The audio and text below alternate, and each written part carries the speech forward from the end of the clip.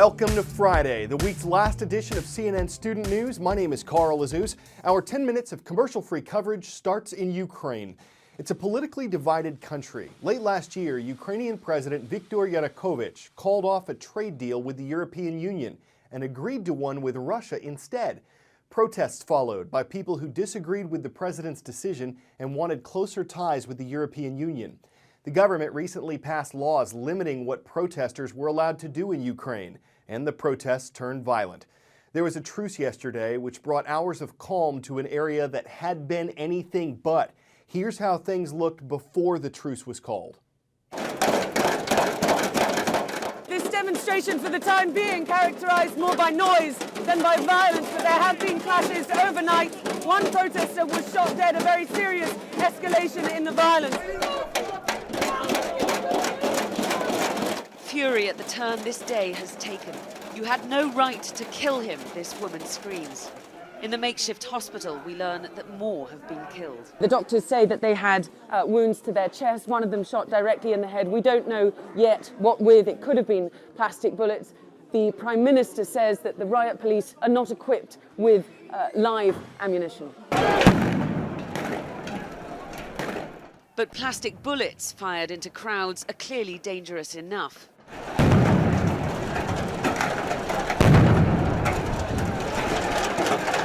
Even if these crowds are brave and push back.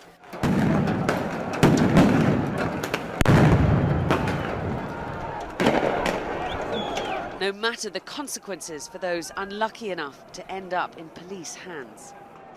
We're wearing all of our protective gear, not least because the protesters keep telling us the riot policemen don't care whether you're press or whether you're a protester. And we've seen evidence of that ourselves. Video where a riot policeman points his gun directly into the camera and fires.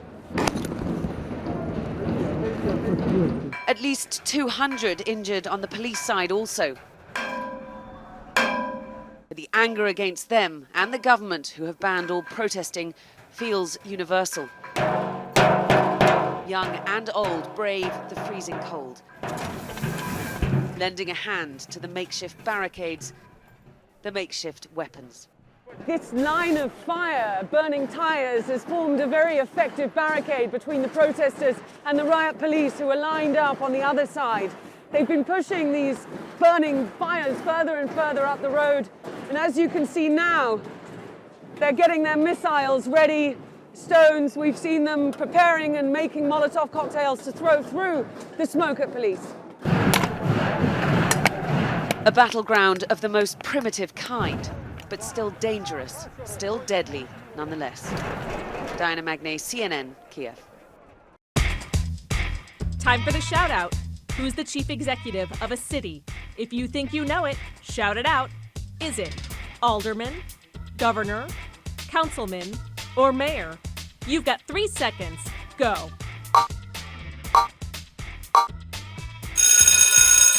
The mayor usually serves as the CEO of his or her town, village, or city. That's your answer, and that's your shout out. There's a whole conference of mayors meeting in the U.S. Capitol. For the first time in years, there's a note of optimism when it comes to economies. What we're talking about here is local economies, those of cities around the U.S. The Conference of Mayors says this year could be the one when most U.S. cities put the Great Recession behind them. Economic growth is expected almost everywhere. It's good news, not great news. Though local jobs are being created, one challenge ahead for these folks is that many cities won't have the same level of employment they had before the recession hit, and they still won't have it by 2018. A slow recovery, but still a recovery, one that President Obama addressed when he stopped by yesterday afternoon. We've still got a lot of work to do to deliver a vision that we all share, which is an America where if you work hard, you can make it. U.S. population is about 314 million people. More than a third of them might have had their personal information stolen within the past few months. We mean credit cards, debit cards, home and email addresses. Target says up to 110 million customers could have been affected by a massive data hack, the one we told you about from the Christmas season. Luxury department store Neiman Marcus says many of its customers were affected by a separate hack. What did the two incidents have in common? They were cyber attacks, and they're not the only ones. It's kind of like playing that old game, whack-a-mole. First, it was Target, the security breach that compromised the confidential information of millions of Americans. Then we learned about Neiman Marcus. The high-end retailer disclosed it too had been hacked. We're still waiting for word on how many people are affected.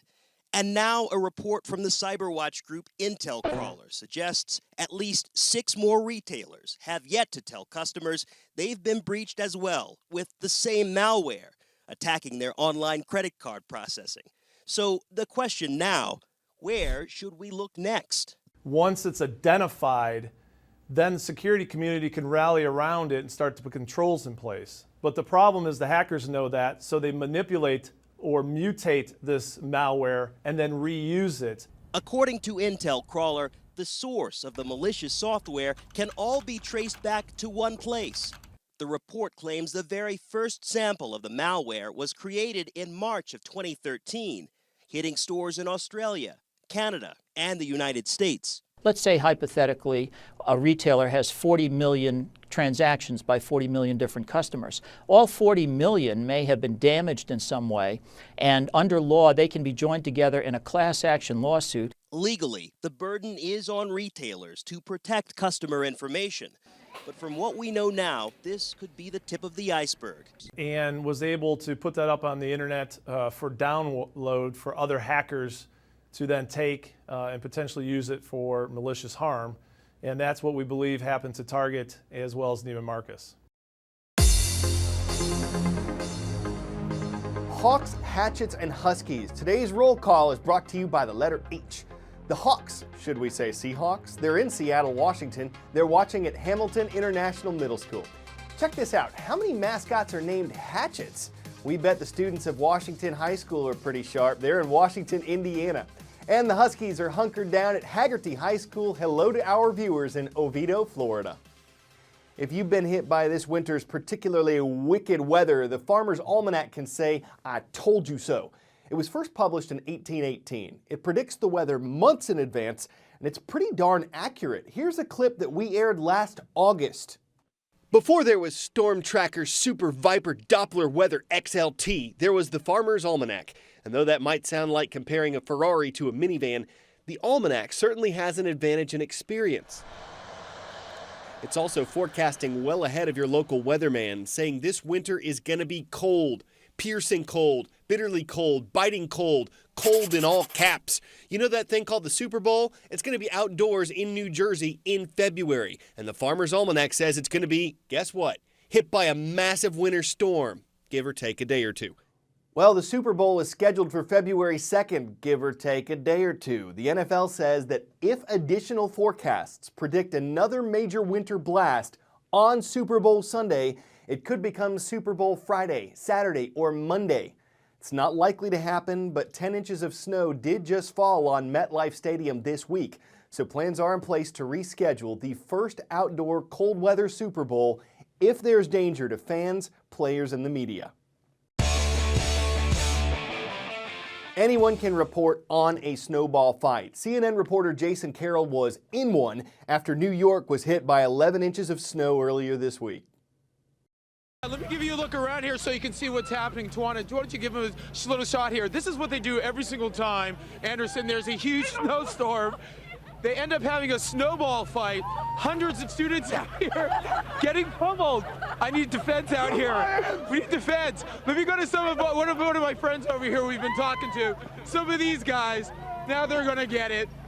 Every year you guys come out here and do this kind of thing, get this abuse. Tell me, is it worth it all? Give us a second to talk. No, is it worth it coming out doing all this? It's very cold, it's miserable. Covering snowball fights is always kind of hit and miss, but you've got to admit it's snow fun if you miss out. It's a cool way to deal with a cooler situation, and that's whether you win or lose. I'm Carl Azus. This is CNN Student News, wishing you a wonderful winter weekend.